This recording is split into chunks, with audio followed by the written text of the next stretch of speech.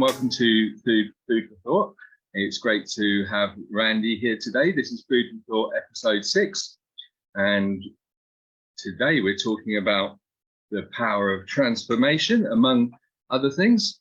And so I started this show a little over 2 months ago now, and it's also to be released as a podcast on Spotify and on YouTube. The whole idea of the show is to create inspiration, connection for anyone watching and listening, and to see new possibilities and opportunities in front of them. It's called Food for Thought, nourishment for your mind, body and soul. And the idea of what we talk about is for it to nourish your mind and get you thinking about better possibilities. The show is about all the awesome people I've met on my journey, and the people who inspire me with their talent, their uniqueness and their heart-centeredness and devotion to others. If you want, you can connect with these people. Their websites and their groups will be in the comments after the show's finished, and they'll also be on the event page. So I'm your host, Matt Love. I'm an internet presence mentor and consultant for conscious and spiritual entrepreneurs like Randy. And for those of you who don't know what internet presence is, it's establishing and growing your business on the internet. You can connect with me at mattlove.business or here on Facebook, or you can find me on LinkedIn as Matt Love Creator. So today I'm talking to Randy Hyden. Randy, would you like to introduce yourself? Well, why not? First off, thank you, Matt, for inviting me on the show. I enjoyed every one of your posts. We've had conversation before. I'm looking forward to today's conversation as well. And anyone who's tuning in to listen to this, thank you for your interest. Yeah, so you may or may not know a little bit about me. Odds are you don't. Keep it short and sweet. I'm a guy who most his life felt awkward, less than others, uncomfortable, and was able to find the antidote to that. The magical elixir was booze, was getting high. And there was other ingredients involved in that concoction. But basically from 6th grade, when I smoked my first joint, till when I got sober at 43, every day that I was able to, I got high. And obviously, once you start working and you have a little more money in your pocket, you do it a little bit more. And well, anyway, when I got sober at 43, it was not to stop. Again, this was the only solution I knew on how to feel comfortable in my own skin. I just wanted to stop being miserable, okay? My logic was, hey, I'll get this figured out. I'm a smart guy. I get sober, 60 days or so, shake it off, and I can go back to just partying and having fun. Well, in less than 60 days, I relapsed. And because I had been paying a little bit of attention at A meetings, I had concluded that basically I lacked total control on how much booze I drink. Once I put booze in my body, I have lost the ability to say, no, thank you. I'm good. Some people can say after a few drinks, now I got to drive, got to work tomorrow, whatever it may be. Myself and anyone who, would, say they're alcoholic, or again, by AA's definition of alcoholic. And so if you've lost the ability to say no. Now, the problem also, of course, the simple solution is just don't have that first drink. The other part of it is the mental obsession, okay? Mm-hmm. Meaning, and an obsession is a predominant thought, okay? Meaning, I wanted to get high all the time because I felt uncomfortable in my skin. The only way that I knew, even though I realized it was not working like it once did and such, it was the only solution I had. So I went with what I knew and such. And again, logically, I say, no, this is wrong. I can stop anytime, all that kind of stuff. But emotionally, internally and stuff, I was drawn to this ease, this comfort. Again, it was fleeting, it's short, it only worked a little bit, and it was working less and less. The unintended consequences were becoming much greater. The shame, the misery, all that kind of stuff was growing more and more. But I still did it for the reasons mentioned earlier. And that's what they refer to in recovery as the insanity of it. So I think what I basically shared here and stuff, the drinking itself was just part of it. And in all frankness and stuff, it really was the smaller problem. Because again, if you don't pick up the first drink, you're not going to lose control of drinking. It's the obsession. So the problem really was for me, and again, as it's explained in recovery groups, the problem resides in your mind. And this is, again, one of the things why I enjoy talking with you, because of your focus on helping people recognize that there are behavior patterns that are the result of, emotional and mental patterns that we have. There's a programming tape. And if we can work through that, again, look at it, what it is, and then do the appropriate actions associated with making it being less powerful. Not saying that all of a sudden these things don't creep in and remind me that there's still vigilance on my part and such. Today's Facebook post is like, I still am working on going from being hateful to grateful. And again, that's kind of the conclusion of my error, that there's really only two ways to know if this stuff is working for an addict or an alcoholic. One is kind of risky, and that is like when you're tempted to use, do you just not use? You just don't pick up. And frankly, not everybody passes the test. And again, when you use, when this temptation comes, typically is you want to change how you feel. Now, a lot of times you feel terrible, but sometimes you think maybe if I add a little bit in, I'll feel even better. This is great. I want to feel even better. What's the problem? I can't see anything wrong with having a drink right now. And again, thinking's the problem, or the emotions that are driving the thinking. The other one is much safer, and that is when you have gratitude, when you go from being hateful to grateful. Grateful for all the stuff you were ashamed of, all the things that you hated about your life, they hated about yourself, hated about others and stuff, and recognize that all this stuff has led you to this point in time. And if without all these tragedies even and such, all the moments, all the experience, just as they had once messed me up incredibly, this is the transformation, I guess, what I'm getting at, the power of transformation. You get to a point where you're like, no, actually, this isn't bad. This actually has value, what I went through. And typically the value is the ability to connect, not just within, and again, realize that there's an inner strength of how I've been able to be resourceful and resilient through adversity. But it also allows me to connect people. I can be vulnerable with people that are going through similar things. And even without words, it's a weird thing that really is beyond my comprehension. Maybe some people listening can understand the energetic thing. There are times when you can just hold space, listen without opinion is how I like to describe it, but be really present with people. They kind of pick it up. And again, there's an identification, there's an ability for people to know they're not alone, and maybe they don't have to deal with this any longer. I guess, there's a bit of a recovery of hope, even if it's short-lived, but those little drops in the bucket eventually add up to something. I can't tell you how many times I relapsed. I would guess probably 100 times. And I don't mean necessarily officially I went to AA and relapse. I meant I swear off forever. This time I really mean it, and whether it was 1 hour, 1 day, 1 week, 1 month, whatever it was, well, 1 month was pretty rare, mostly 1 day. And then I went back to it. There was easily 100 times I swore in my head that I would never relapse. But it wasn't until, again, I went through this process of self-examination, self-inquiry, meditation, and service, or basically like the 3 pillars of it that allow for the transformation. At least my transformation happened that way. Yeah. So when all these things happened to you, what were you actually doing in your life? Were you in a normal job? Were you? Yeah. Externally, all in all, my life was better than it ever been. Had the best job, making more money I ever had. Married. Life all in all seemed on the outside, and I was putting on a pretty good act. All seemed to be going just fine.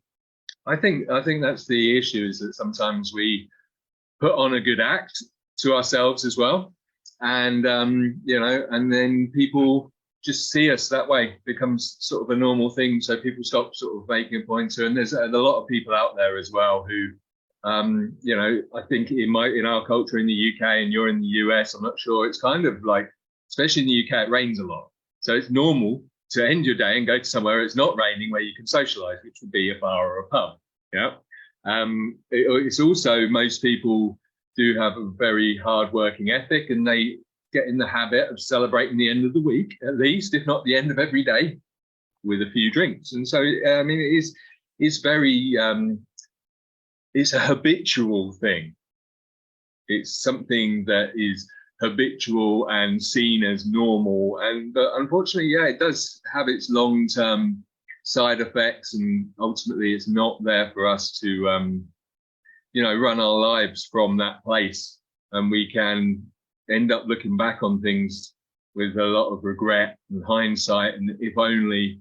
But like you said, all these things that happen, ultimately, there's, every time you have regret, it's almost like a sign, really, isn't it? It's a sign. It's something to be grateful for. It's like, hey, I know that I need to change this, almost. Yeah. Well, and again, it's just can be simple. I forget who gets credited with this quote, but it's got thrown around a lot on the internet and stuff. The only prayer I need to say today is thank you. Yeah. And again, I'm grateful I have electricity that runs this computer. I'm grateful that I have internet. I'm grateful, you know, which leads to this conversation. I'm grateful for this conversation. I'm grateful for the inspiration I'll have for there. Here. And it doesn't necessarily need to be a change. I'm not working for the better for this. I'm being present, but there does seem to be an effect that comes that does contribute to the process. It takes a lot of energy and a lot of effort to get started. But it is one of those things, once you have momentum, as long as you are intentional about it and such, it does get easier over time. There's a momentum to this. Yeah, absolutely. I mean, from my experience, it gets a lot easier especially once you've done it for a certain amount of time. Like, I think my first 6 months of being completely clean, the first 3 months was really tough. But when I started to pay attention to how do I feel, yeah, really not like how do I feel energy wise, how was today, how many things stressed me out, how challenging was it? It turned out to be a lot easier without drugs and alcohol than it was with. However, in my brain at the time, the illusion was it was a lot easier with drugs and alcohol. Nothing stresses me out when I drink or smoke a joint. You know, nothing. And so, you know, but it is a complete illusion from my recollection of it, is that every time we drink, we exhaust our bodies and our minds. And two, we create a negative environment in our bodies, an out of balance environment. And so, for me, I still occasionally drink. And to be honest, even if it's a social party or something like that, and I drink, I always regret it the next day because I feel so down. It's not how I normally feel. And it's really obvious to me, it is only the alcohol. Yet my entire life, I never noticed that. You know, my entire life, I just thought today's a bad day, and I didn't realize it was the repercussions of the alcohol. So I'm just going to say hi to everyone. Thank you for coming. There's a few people here. So Sanders commented, holding space without judgment is such a valuable gift to have. And I agree, absolutely. And Jennifer has commented, gratitude is so powerful. And Jen has commented, great job, Randy, at working through the hard stuff until you got momentum. Yeah, absolutely. So, recently you started a group. Now, tell me a bit more. You know, your journey through alcoholism and addiction, however you want to call it, or to a better life, was challenging. I believe there are other things that got in your way, and I think, especially in the States, this is something that can hold a lot of people back from progressing from alcoholism into a normal life. The support they get, or the lack of it, or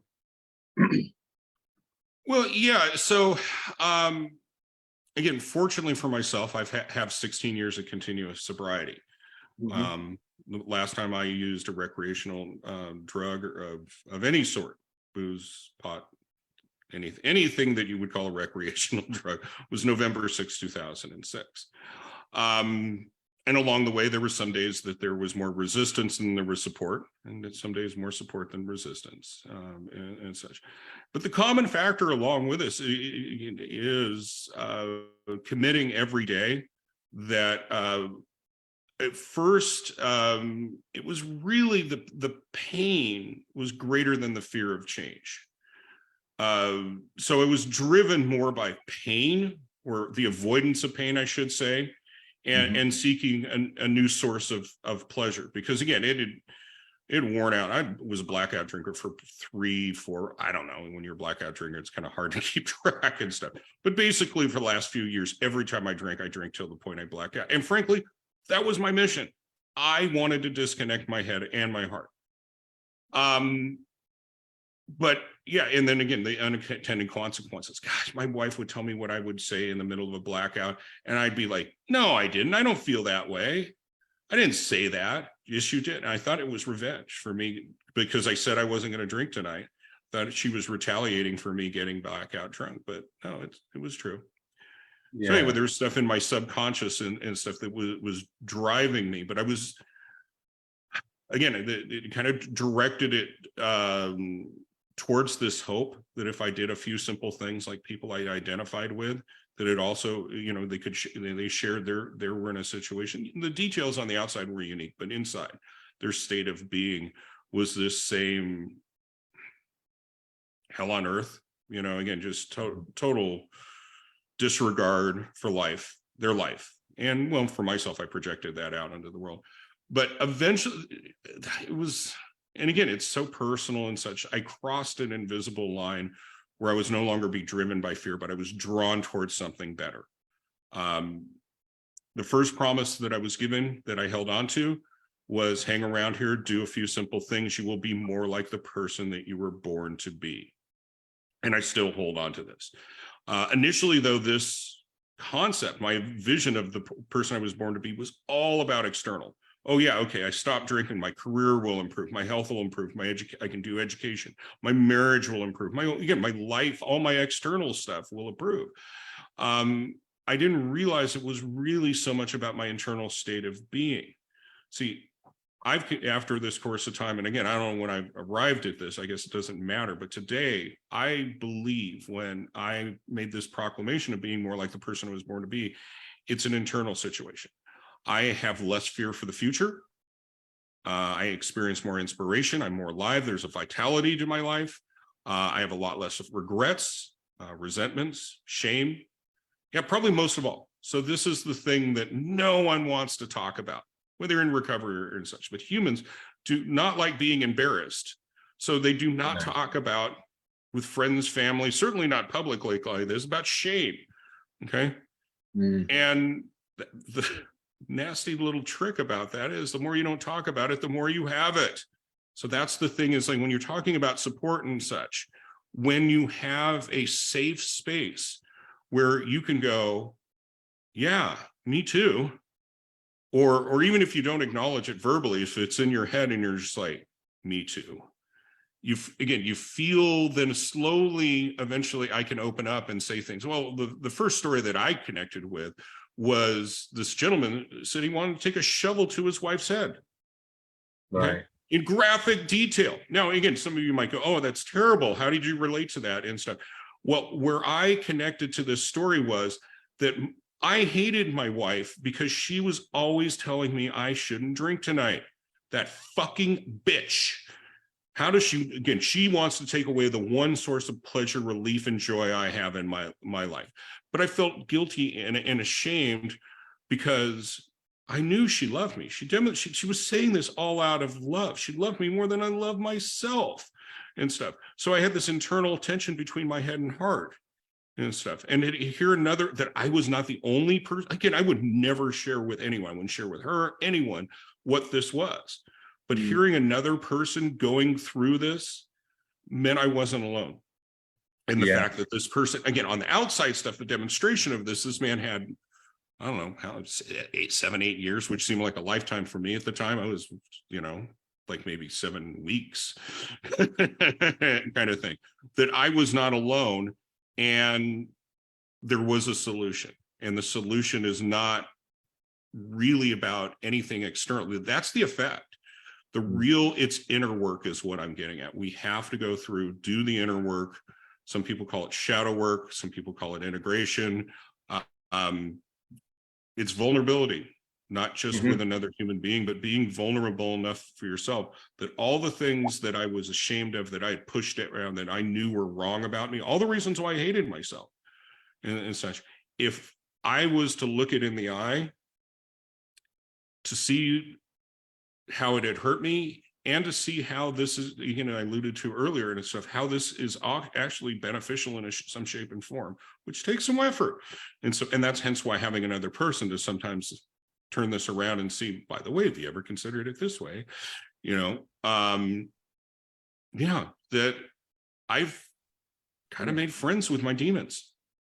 It doesn't mean the demons aren't there. And every now and then they remind me and tap me on the shoulder, but I don't react. I might respond and stuff, and sometimes it might be just like, okay, whatever, fascinating, wow, that's coming up again. But yeah, my demons no longer dominate me and control me like they once did. And that's the power, again, the end result of that, but not just gratitude, but when you can be a lot less reactive in life, when we're triggered by somebody saying something or not, doing something that I expect, how dare they? How do people go through life like this and stuff? It's no longer, again, the word controlling, I have no control over anyone, anything outside of myself. I think all I have control on is over where my focus is. Yeah, I think that's a really huge factor there, actually, is you mentioned a couple of things during that. So you mentioned how you were trying to quieten your head and your heart, I think you said, that is the illusion that alcohol and other things are going to do that for you. And then, really, it's such a win when you get to the end, or when you get to the point, not to the end, to the point where you realize that you are in control of yourself. And I think where you win the fights with yourself, where your demons tap you on the shoulder and you're like, yeah, I know who you are. What do you want today? And then you carry on about your day without giving in to those demons. It is a very empowering feeling for me. Anyway, this is my experience of it, is far beats any other high. Is when I can get to the end of a day or a week and give myself a pat on the back. That's when I feel whole. That is actually when I've never felt so whole in my life, is when I've lived up to my own, and the word you used, I think this is a big one for us, is expectations. I think expectations of how things should be and how other people should act and what's right and wrong, they, one, slow us down because we don't control those things. But then two, they are what cause us to judge ourselves as well. And that's where all the shame and the guilt comes from for the things we've done. And, it's a challenging thing to overcome. And I think the thing that often many people are addicts. Addicts is kind of like, there's something missing in my life, I need to fill the hole. And normally it's just, I haven't found myself from experience. I haven't found out who I am. And so they go out and they get addicted to other things. People are addicted to shopping. People are addicted to social media. People are addicted to video games. They say alcoholics are the people who actually often, or drug addicts and alcoholics actually care more about life because they're so concerned they destroy their own life. They so want to see this shiny world on the outside that's we're working towards, that they end up going downhill, whereas other people are less distracted by other things and more just unhappy with themselves, so they fill the hole with something less, like video games or shopping or whatever, all those other things that I mentioned before. So just out of interest, you said it was quite a long journey. So how long did it take you to overcome addiction in total? Well, so again, this is kind of an invisible line. And I'm glad you brought this up. So there's a debate in Alcoholics Anonymous about recovery or recovered. There are people that, again, with all their being, feel that they could relapse in a moment's notice any day. And again, they're quite diligent and stuff, and they have never recovered the ability to be at ease with this. Then there is recovered. And so much, again, as I talk about, again, if I don't, and it was never to drink again, okay, that again, I don't have any control over my drinking, okay? So if I don't pick up the first drink, then that drinking is not a problem. Again, one of the stupidest things I ever heard growing up, there was a campaign back in the Reagan years. Nancy Reagan had this program against drug addiction called Just Say No. Stupidest thing I ever heard of. It's like, Nancy, don't you know what peer pressure is? Don't you know how good this feels and stuff? You know, so it was easy to dismiss anything else that followed. But yeah, a lot of people say, just don't pick up the first drink, dude. That's all. That's all you got to do. Yeah. No matter what, don't pick up the first drink. Well, that doesn't address the power of the mind. Doesn't address the power of the emotions that are in my subconscious and such, that are driving my conscious mind and my actions and such. So recovered to me means the ability that I am no longer, I've recovered the ability to choose whether or not I want to drink right now. And I'll proclaim this. And again, the other camp, the other people will say, then you were never truly a real alcoholic. And to that, I say and stuff, one, does it really matter to anyone than myself if I was truly an alcoholic? Because again, a true alcoholic has no control. They say God is the only source of relief, recovery from this. And I don't disagree with that. But again, to some degree, though, it is, if you could just think about the newcomer that's starting this journey, and if you're saying it's like, you'll never, ever be at ease again.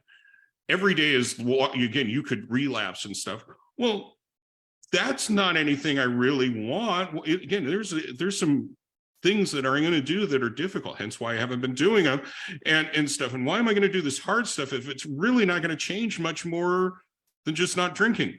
You know, I can basically, again, all I got to do is make sure I don't drink today, go to a meeting, talk to my sponsor, all that kind of stuff. But it does say right on the cover, the inside, the cover page in Alcoholics Anonymous's big book, their text and such, the story of how thousands of men and women have recovered from alcohol. Recovered, it's past tense. And again, I was very fortunate that the man who guided me through that book pointed out, he was like, yeah, I have recovered the ability to choose. Which again, kind of comes back to old Nancy Reagan. It's like, just say no. Yeah, I can discern for myself. It is nothing external. Not a person, place, or thing could have stopped me from drinking when I wanted to get to high. When I made up my decision to get high, as much as my wife loves me and cared about me and she could pour booze down the bottle, you know, take the car keys away from me. Again, an addict or alcoholic wants to get high, nothing will stop them. Okay? Yeah. Same type of resolution is nothing can, again, today, nothing will provoke me from getting high again. I'm in Las Vegas. I am walking distance from 2 bars, and it's Las Vegas. They are open 24/7. If I wanted to be sneaky, go out in the middle of the night and stuff. As long as I have enough money to pay for my booze. And actually, no, that's not enough money to pay for the gambling. That's what I used to do when I was here years ago. As long as you're playing, they give you free drinks and stuff. So I was just playing like 1 quarter at a time, $10 roll of quarters and stuff. I'd get good and drunk, and I played to win back my $10. That was my objective, and I get good and drunk. So what I won wasn't money. I won the high. Yeah, the high. But anyway, that's the thing about the internal condition and stuff, is you get to the point where it's no longer, again, the demons are no longer the ones that are in charge. And again, it doesn't mean they're not here, but they're not as influential. It's not as important. And again, when I'm demons, I'm talking about are these stories, these narratives from the past, that I'm not good enough. I'm not worthy of having a life of connection, a life of love, a life with satisfaction and fulfillment, a life with meaning and purpose. I don't deserve this. If you knew what I'd done, you'd say the same thing too. Fortunately, there was people that just smiled and it's like, "That's okay, Randy. I get it." And I think totally get it, Randy. And again, just do some simple things that are not easy, but they will make it easier. Do a few simple things and you will be more like the person that you were born to be, free of these demons' control. Yeah, and I mean, there's some really interesting points you made there. So like, I think one of the things is, especially at first, it's really hard to see other people drink, to go to places where people drink, but it's not forever, from my experience again. The more to the first, at first it's really tough. And I think a lot of this is something I've been thinking about a lot recently, which is what I call default behavior. It's what your brain thinks is the best solution. Yeah, it's like the habitual mode where you just go, long day at work, really stressed, drink will sort that out. Long week at work, feeling that feeling. And I can still relate to it now. I still get to the end of some weeks, I push myself so hard sometimes, I feel exhausted. And my brain is still thinking, go and buy yourself a beer, And I'm like, no, because I won't want to have one beer. I'll have 4, 5, 6 beers, yeah, and I'll feel bad tomorrow.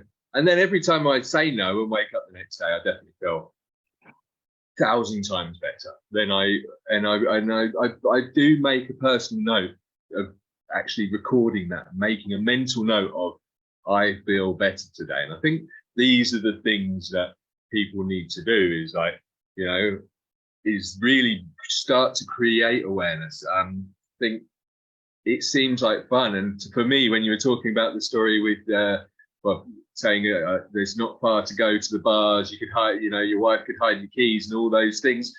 Sometimes for me, the challenge was also part of the excitement, it became like a little bit of an adrenaline rush as well. So you'd add to the cocktail of, now I'm breaking the rules. And especially when you're inebriated, when you've been drinking, everything seems exciting, I think is the best way to put it. It's really hard work. And there's one thing in particular that I put on the actual on the cover photo, which was, it's not about staying sober, it's about creating a life that you don't want to escape from, which came from your cover photo. And I think, so let's say I'm a person who is really considering giving up drinking and giving up whatever it is. Maybe it's gambling, maybe it's drugs, maybe it's something like that, and I need to start from that square one, where nothing seems better to me than drinking and socializing, and nobody's going to forgive me, and I can't forgive myself, and everything's wrong. What would you say would be the first steps for that person? Well, of course, it's unique to each individual person, but from a general paradigm, to begin a paradigm shift, I like to remind people what I touched on before and stuff. You are the one who is ultimately, again, even though at the time it doesn't seem like you're making a choice and control it, it's your power, again, this powerless and stuff. It's about control and choice and such. But you're feeling pressure to change from, again, your wife, your boss, friends, whatever, society. Okay. And you're also feeling pressure to change internally because, again, there's a part of you that goes, yeah, this isn't me. This is not the life I want to live. So you're feeling pressure. You're stressed on this. Well, again, what we've touched on several times, what do you do when you're stressed out? You get loaded. Okay. So yeah. Here's my first step, 8 out of 9 times, kind of a thing is, okay, look, when you're ready, you're ready. Okay. Again, I'll talk about it in a little more detail about the whole pressure and stuff, but there's this weird kind of mental judo. Once it's no big deal and you can keep doing it. No, man, dude, do you want to get high? Give yourself permission. Give yourself permission to get high. Give yourself permission to set it aside. Even a very common thing when I talk to people who relapse, and that seems to be more so what I have conversations about. They come back in the shame and all this type of stuff. Hey, look, you didn't fail. You just put sobriety on pause. You said it over here. You're on pause for sobriety. And right now you're putting getting high on pause. You can go back to getting high anytime you want. Okay. All right. You've done it many times. Don't get ashamed about it. People do it every day. All right. So again, it's a conversation of that's trying to get people to reframe it up. That, yeah, it's not necessarily as evil and as bad as I am thinking about it right now. And when the stress is less, then it's easier to make an objective, because the stress, again, is very emotional. You're overwhelmed when you're stressed and stuff. And again, a lot of feelings, a lot of emotions that you want to dampen. Okay. Where when that is not as prevalent, you can be much more objective. You can be much more of the logical part of your brain going, yeah, you know what? Today I'm not going to use, no matter what. Okay, and while you're getting this clarity right now, if that temptation, what is your next steps? Again, you're in control. You get to just design what your plan of action is, what your strategy is, what your goals are for today, this week, this month, and such. I like to help people when they say, oh, I'm all in right now. And this is kind of the sales guy in me and stuff. It's like when I got this guy going, hell yeah, and stuff. Okay, when we've got it right now, where would you like to be in 12 months from now? I don't know. I just don't want to hate myself anymore. Okay, that's a good objective. Okay, that's an internal. We talked about internal needs and we've talked about external needs. Let's talk about, that's your internal need. Now let's talk about external needs and this and that.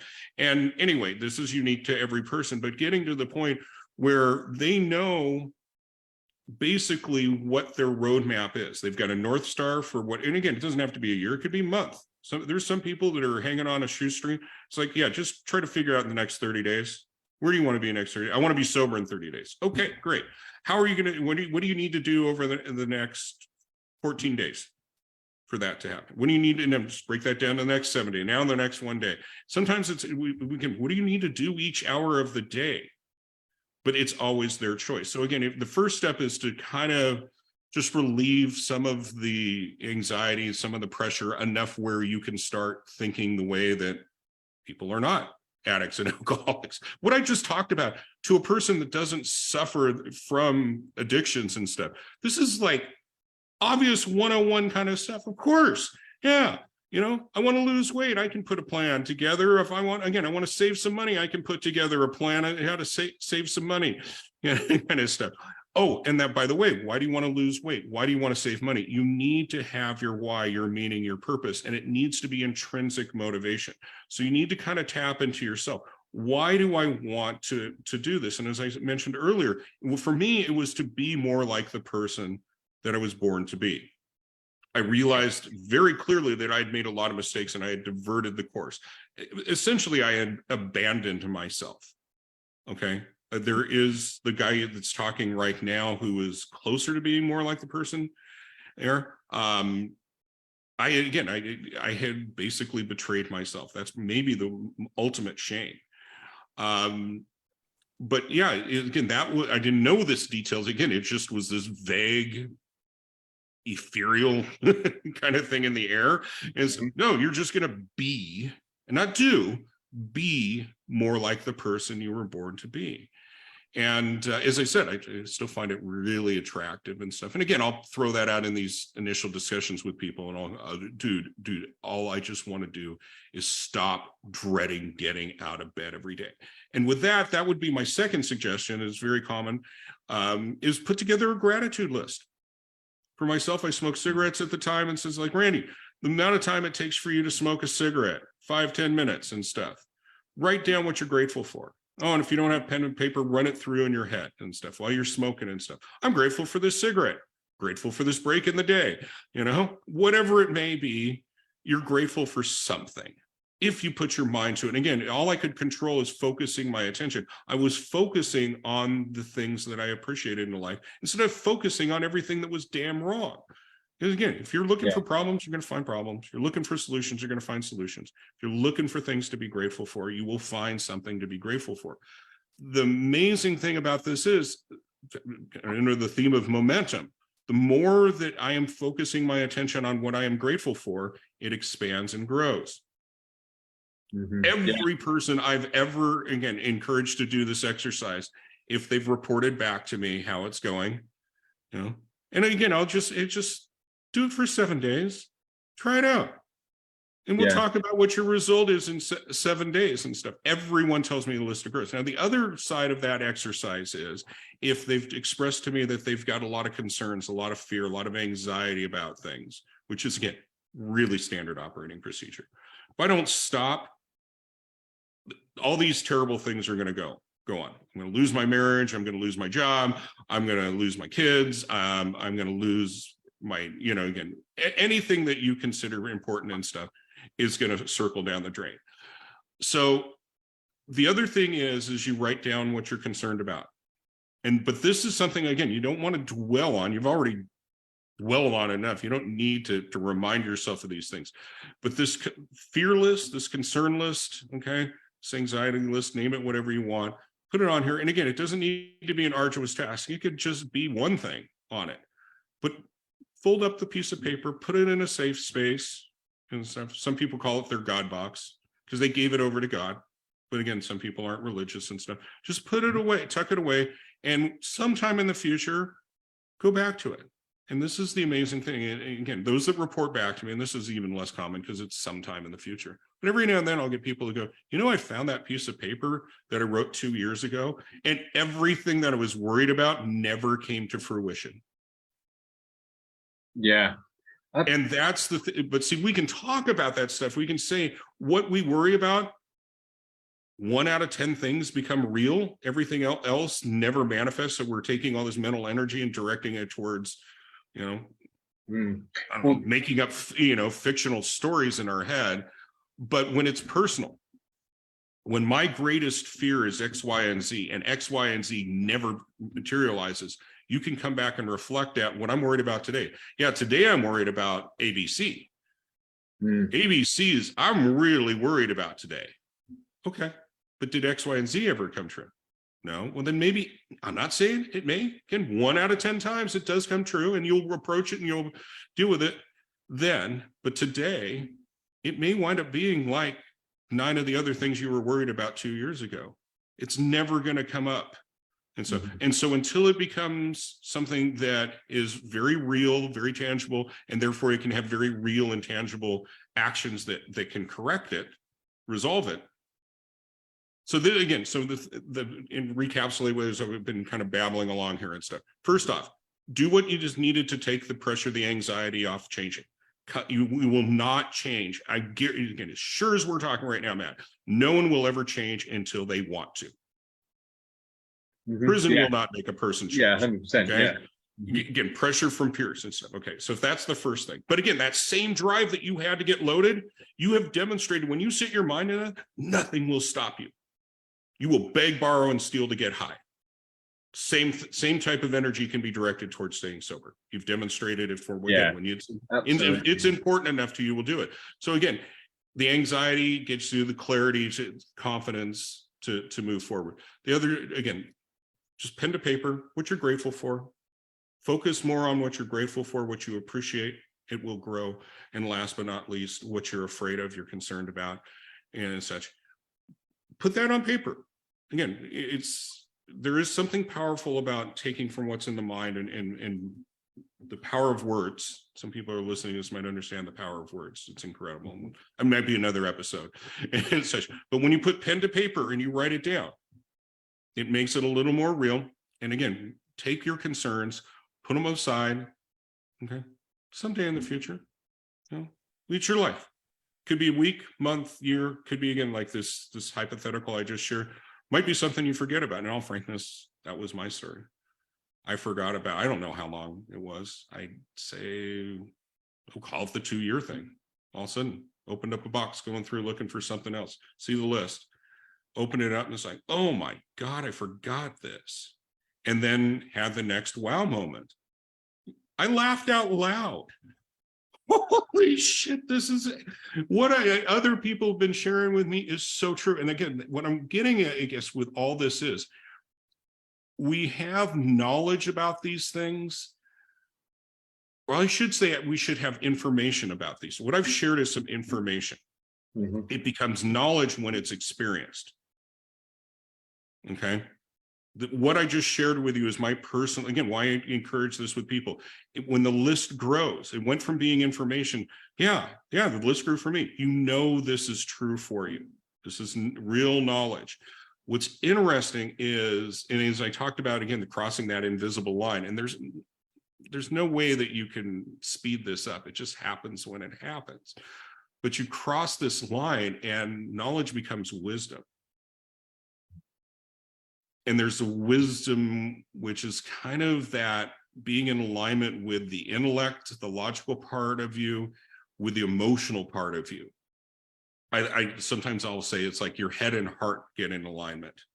And when your head and heart are in alignment, it's like an aperture is opened up. And again, being connected with yourself and this channel of energy and stuff where your feelings can flow and your thoughts can flow freely. And even though they're intertwined and stuff, and sometimes they're not always harmonious, but this moment in time they are.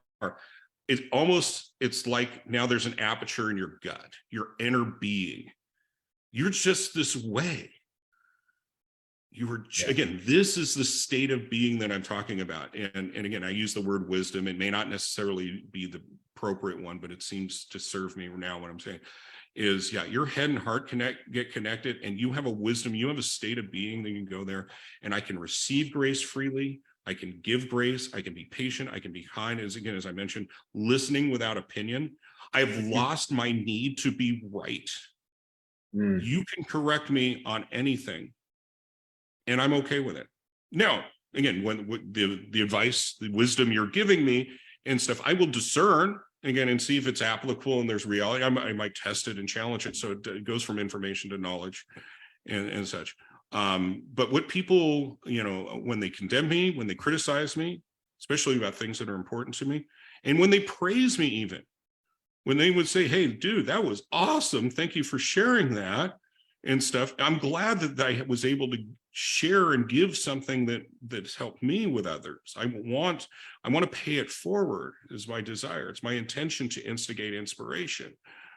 But you could tell me right now, Matt, that I'm the greatest man on this planet Earth and that I should be the next president and stuff. And I would win. And you rally up 100 million people that say the same thing. Okay. Thank you. That's nice. Appreciate it. It does, again, condemnation, praising me and stuff, adoring me and stuff. I'll acknowledge it. Again, it's certainly not a terrible thing, but neither is condemnation. You criticizing is not a thing. So that's a big thing. Again, it's just having the courage to be vulnerable enough to be authentic, to have authentic this is what the connection thing is, having authentic interactions with my inner voice and with conversations with this, again, as I've been sharing open and honestly here and such and stuff. This is just, I am this way. And again, you may like it, you may not. I have to, much like if I'm creating art, I was an artist when I was younger and I'm recapturing that passion, but I love playing music. The writings again, I do and stuff. An artist, if for them to authentically create anything and such, if you're concerned about how it's going to be received, again, how will anybody buy my work? That is, again, there's some validity, there's commercial artists and stuff, but really in an artist and stuff, the painter paints because it's inside of him and it needs to come out. And the musician writes the song because that music is with him and he must manifest it. It is just being themselves, being authentic. This is something that I must birth. It is, again, it's as natural as, I guess, again, is a woman who has a child growing inside of her. The most natural thing is for birth to happen. Okay. Now, yeah, absolutely. There's a whole different experience after that birthing and such. And again, that can be really scary for someone. I don't have any children. I don't really know, but I have enough friends that have grandkids and stuff. It is scary being a parent. It's because you have no idea once you've birthed it and stuff. It's almost like I jumped off a skyscraper. I started something I can't stop till. No. Well, yeah. See, I mean, I'm a parent. Stuff, but I enjoy it, and I watched my daughter's birth. Actually, it was an interesting experience. So we've got anyway, I know I kind of rambled on there and stuff, and I was prone when I've done this in the past to apologize, but this again is a demonstration of taking something that's inside of me and sharing it with you. And again, some of you may have said shut up already. Some people may go, oh, that's great, keep it coming. I just had to bring that out. And again, what I'm creating with this group, easier ways. We've got a workshop that's coming up on Saturday as well. It's called Ending in Action. And Yeah, stuff. brilliant. We kind of talk about all this type of stuff. You know, the fear of failure, frankly, again, in the most simplest explanation. And again, I think most people are afraid of failure, especially because when it's something that's important. Back to the stress. The more important something is, the more stress it is that you want it to come out and you want your child to be perfect. Okay. Well, except the fact, one, it's never going to be perfect, and especially your first child. Okay. Your oldest children have a whole different experience than the ones that follow and stuff. But yeah, you relieve the pressure about it. Okay. Overcoming this in action and go, look, it's going to be imperfect. It's never, again, it's my first time. It's the most natural thing. And again, if it's not personal, you could say that to anyone. You could say it to you if you're a parent, to your kids. Of course, you're going to be terrible playing this sport when you begin, because you're learning, you're beginning and stuff. So the courage of coming from there is allowing yourself to be imperfect, but doing it in public. Again, this is one of the greatest fears, the fear of embarrassment, that all of a sudden you're going to see that I'm not as good as I want you to see, is not as perfect. I'm not as smart. I'm not as strong. I'm not as successful as I want the world to portray. Well, this is being vulnerable and such about it is, yeah, guess what? I'm human. Okay. I fart just like everyone else. Okay. I belch like everyone else. I do all kinds of things that are not socially acceptable behavior that everyone does. Okay. And then there's some people that are fine. It's no big deal. My wife, yeah, yeah, that's why she jokes about it, goes, that's why we're perfect for each other. We can fart around each other. Yeah, you know, that's a part of it. But again, it's really underneath that is being comfortable enough to be ourselves around each other. And there are times, as I said before, I disappoint her. And there's times she disappoints me. And there's times I love her so much, I wish she could see herself in the same way that I see her and stuff. But it's not my job to fix her. And this is what, again, listening without opinion is the action that resorts from that is not coming up and telling her what she should be doing. I don't try to fix you, honey. I don't try to fix anyone. No. And honestly, I stopped trying to fix myself. I just show up. I try to be as conscious, as aware as I can in every moment. Again, this means without opinion, with trying to lessen the story. And when I experience that I'm doing the same thing over and over again, then I have patterns that, again, there are things that energetic charges that are affecting my worldview and such. I'm not as prone, and I still do this. And I had a conversation this morning. I am prone to still beat myself up this time, but I catch myself. I see I'm doing it and stuff, and I just go, oh, okay. Yeah, there you go. Maybe for the rest of your life, you will beat yourself up every time you do a few things. But acknowledge that this is the human condition. Everybody carries this. And to think that you should be, because you're a human, okay, to be different than every other human is just unrealistic. But again, we have these stories in our head where we think we should be different than human. Yeah, and I can really, what's fucking up the world. That is messing up the world. We live in social media. People are creating personas. They're showing wonderful adventures and stuff. They put a makeup on. They have the filters and stuff. Look how beautiful I am, and all this. That Photoshop changes thing, makes everything creative. And all in all, it's pretty easy. And there's some people on this earth that have only known this. They've had access as long as they've been alive to the internet and have been able to create this and stuff. And there's a lot of stress. There is a lot of energy to try to be perfect. And taking all that energy and that effort to worrying about how people are going to perceive you and stuff. Again, it distracts you. There's only so much energy. There's so much life force that each of us have. It gets renewed every day and such. But yeah, if our life force is all directed towards appealing and getting this approval from other people and such, it really is an impediment. It's a handicap from us actually doing what is really important to us, what makes us really come alive without having outside opinions or even results. Again, it's called intrinsic motivation. But again, artists do this, athletes do this and such. It's like they were born to be a musician. They were born to play this sport. Okay. Some people born to be mothers.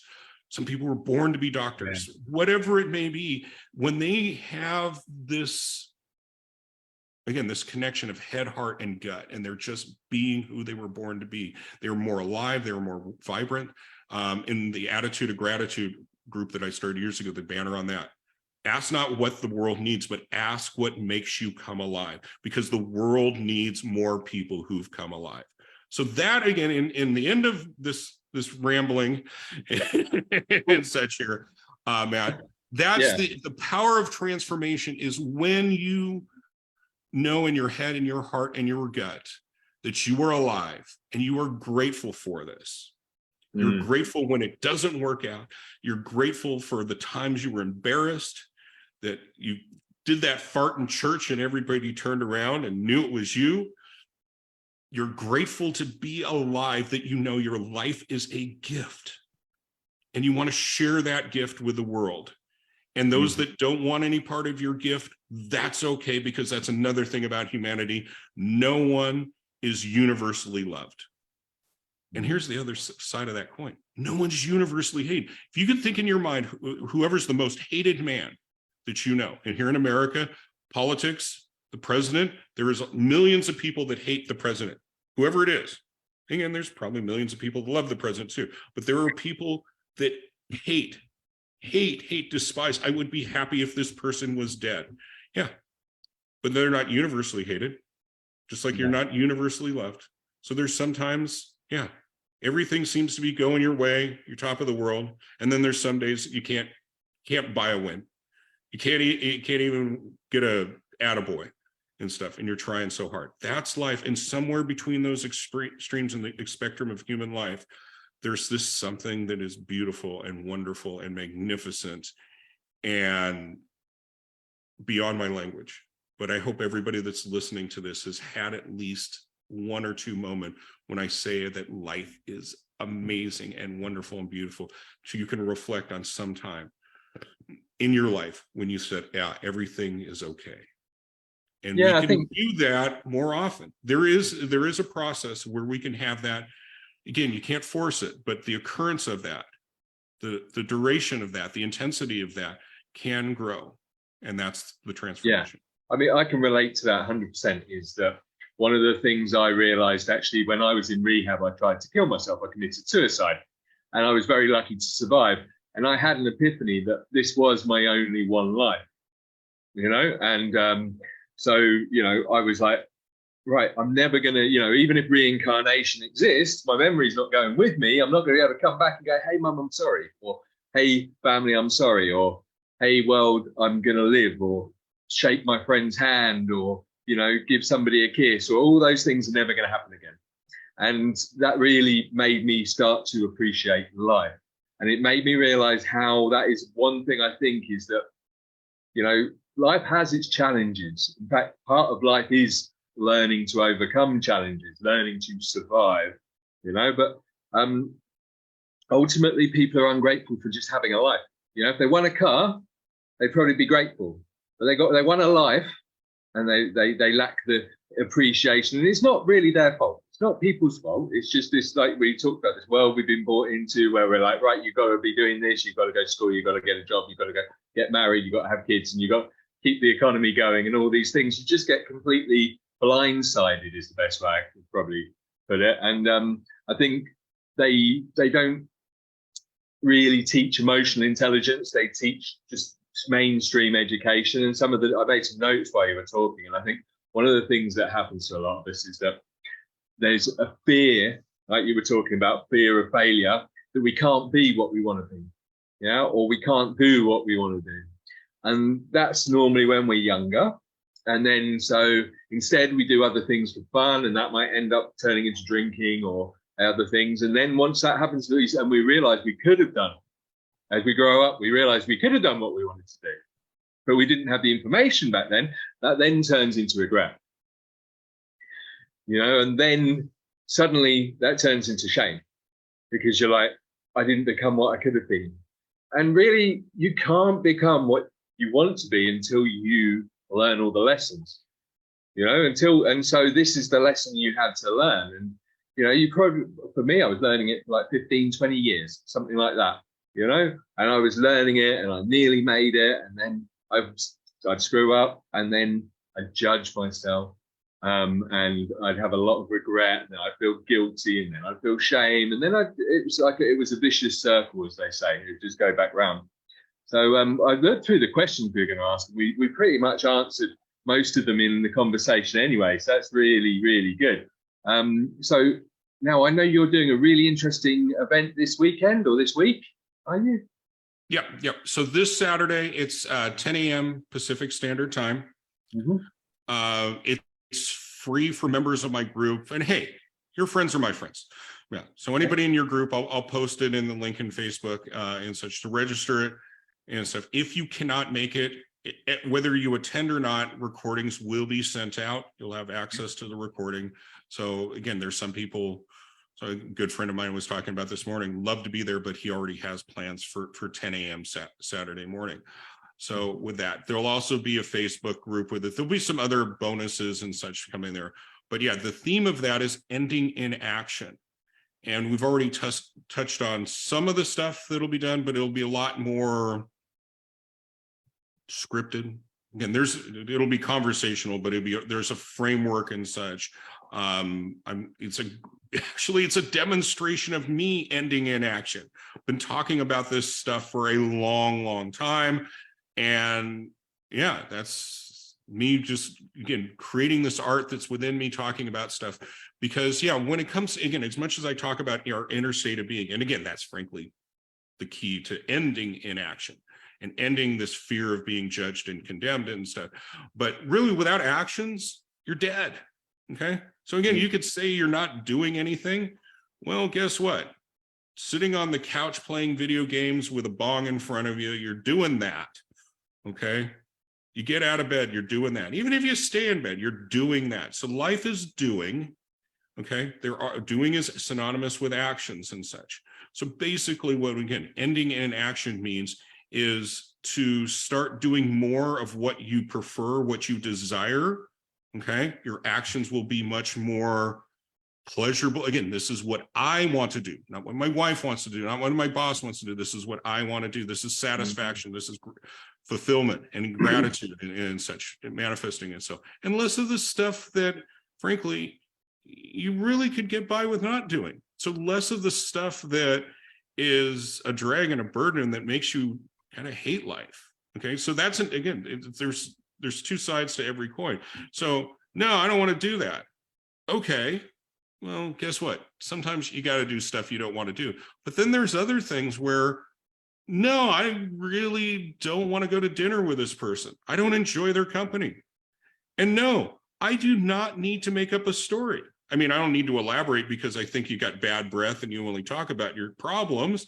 Why I don't enjoy your company. But no, I just like, instead of making up a story of like, I'm busy, it's like, no, I'm sorry, I don't want to go to dinner with you and stuff. And they probably might say it and stuff, but you can be in control enough to regulate your emotions, regulate the words and such, just again, like you're regulating your actions. So again, that's free Saturday, 10 a.m. The link will be in here. There'll be recordings, and then there'll be a follow-up support because again, it's information. Okay. Sure. You're going to get an introduction to this type of stuff, but there'll be simple little tasks. And I assure you, micro goals. Micro goals, really, yeah, crucial. Yeah, just little simple things that, because I'm speaking to a group instead of an individual, that will be fairly vague and stuff. But again, basically, well, again, my goal is that I want to do more things with my kids. Okay, what is it that I can do with my kid today? Well, maybe I could just, instead of, being on the phone right now or this evening, again, I'm going to be very intentional. And then you do it. No matter what happens, there is nothing more important than this.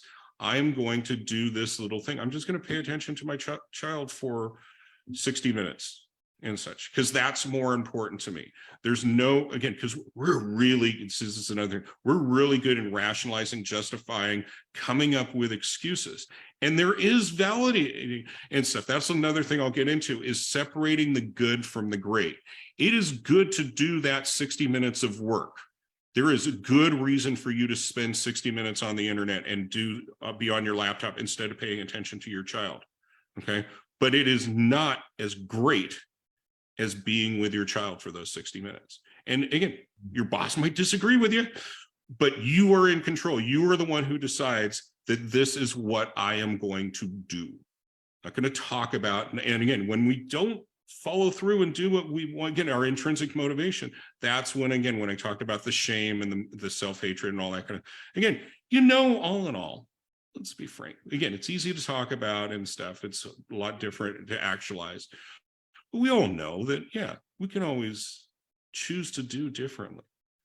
Yeah. But anyway, again, I don't want to, again, we've gone over an hour and stuff, but it's something like that. Again, it's ending in action. I had to put it in an easy enough way for people to kind of go, oh, that's cool. Yeah, I'd like to end in action and stuff. But we're going to get much deeper on why it happens and come up with some very simple, not always easy, but easier ways for you to get into action and start being more like the person that you were born to be.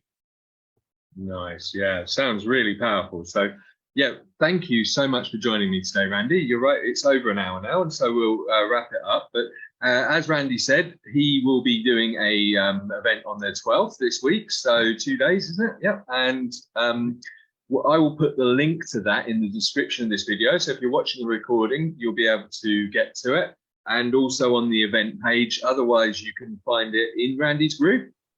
Yep. So there's one group is called Easier Ways. And frankly, that's where my focus, that's the future. What this is leading up to is everything will be under the Easier Ways heading and such. But I also have a group called A Attitude of Gratitude. That's another story there as well, too. But basically, I started that group in between jobs and I needed to keep myself busy. So it was, as I mentioned earlier, focusing on the things I was grateful for. And it just grew and grew. That's the other thing, is when you're grateful, you're going to attract people that are grateful as well too. You're at this frequency, almost like a magnetic state of being, that this energy is flowing. When you're grateful, you're going to be around more grateful people. When you're a very low frequency and you're not grateful, you're hateful, guess what?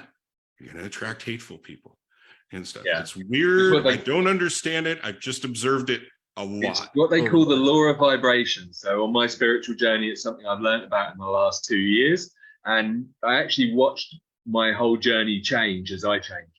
So, and what I found with social media was really interesting for that, because you almost vibrate on social media at the frequency you're vibrating. So you put out all this stuff and you attract all these people who like what you're putting out there. And then when you change what you're putting out there to a more grateful, positive things, and you attract a lot more grateful, positive people. It's very powerful. So anyway, we'll wrap up for today. So Randy's groups are Easier Ways and Attitude of Gratitude. And both of those groups are very powerful, great community. You'll really enjoy them. And his event will be in the groups and also in the description of this video, and is happening this Saturday, 10 a.m. Pacific Standard Time. Again, I know if you're watching this, it may be short notice. Again, you may be listening to this in the podcast and you've missed it. There'll be a link still in it and such. So I want to make it available for you to anyone. If you want to see the recording and you have missed this, then just contact Randy. I'm sure he'll send you a recording and give you any support that you need. So just to say, thank you so much, Randy. We talked today about the power of transformation. Now, transformation, as you'll see if you talk about it, is one of the most empowering experiences you can have in your life, and it can only happen when you're ready. You can't do it before. So it's only when all the information comes together. But there are signs, and normally those signs are you're in pain. When you feel that you're in pain, that's a sign that you want to change. It's not the world around you, it's a sign that you want to change. And when you want to do that, here's Randy's advice, and I wrote this down. So let yourself off the hook. Release the anxiety, just relax a little bit and try and reframe things, look at them from another perspective. what you need is a paradigm shift, which is a term I absolutely love, which is just suddenly realizing you can be in another world right this second if you just look at it from a different perspective. Think about your why. Yeah, so why do you want to stop? Really important. Randy's was to be the person he was meant to be, and mine was very similar because, like I mentioned earlier, most of my life I didn't believe that. Make a plan for at least a month, if not a bit longer, and then break it down into easy to action micro goals, I think was the term that Randy used. Start a gratitude list, then start a concerns list. Go with the gratitude first, because that will give you a bit of positivity, in my opinion, before you start the concerns list. And then put the concerns list well away. We had some comments. Some people bury theirs on top of a mountain. That sounds like a great idea. Other people just set fire to theirs and let them go. So, but just write them down and get them out in the air. So you'll see them in a different light when you do that. That's what I found. And then I think there's two really important things here. Is realizing that the energy you put towards drinking can be put towards being sober. And you can be as good at being sober as you were at drinking. Yeah, that's how, because you have that determination, you have that push. And start finding things to do. Yeah. Purpose is a big word. Purpose is up here, but just start finding things that fill you with joy, that you enjoy, and get out and do them. And so that's pretty much the start of the journey to transformation. Thanks to Randy for today. Thank you all for coming. It's been an absolutely awesome show. I've really enjoyed it, and I look forward to seeing you all next week. Thank you, Randy. Thank you, Matt. It's been my pleasure and privilege.